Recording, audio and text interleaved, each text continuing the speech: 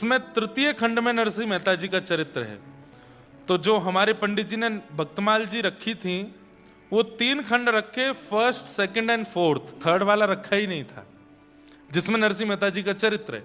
तो जब मैंने देखे थर्ड, सेकंड, फोर्थ, मैंने कहा इसमें तो नरसिंह जी का चरित्र नहीं है, तो शायद ठाकुर जी संकेत कर रहे हैं कि नरसिंह मेहता जी का चरित्र नहीं करना। लेकिन सडनली हमारे एक भैया वो बोले कि नहीं, वो थर्ड पार्ट जो है वो मेरे बैग में रखा है, वो पंडित जी ने मुझको दे दिया था। तो अचानक से वो थर्ड पार्ट मिला। इसका मतलब ठाकुर, जैसे ही मन में सोचा कि ठाकुर जी मना कर रहे हैं, वो थर्ड पार्ट मिला, तो मानो ठाकुर जी कह रहे हैं नहीं नहीं नहीं, नरसिंह जी का सुनाओ, ये लो यहां रखा है। फिर दूसरा एक ऐसा अद्भुत संकेत हुआ कि अभी हम यहां आने से पहले श्रीनाथ जी की हवेली गए थे।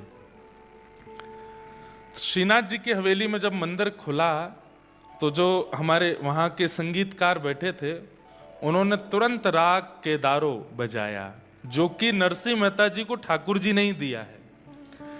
नरसिंह मेहता जी ने जब कहा कि नाथ मुझे आपकी याद आए तो मैं क्या करूं, तो ठाकुर जी ने कहा तुम राग केदार गाना, मैं तुरंत आ जाऊंगा।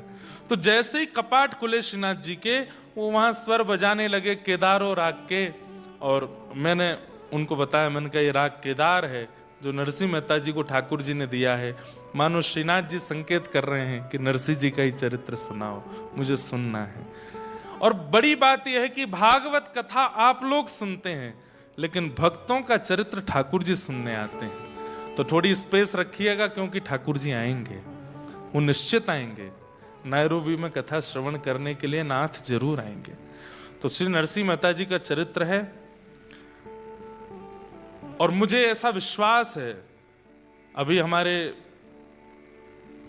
पोपट भाई बता रहे थे कि पिछले साल किसी ने कथा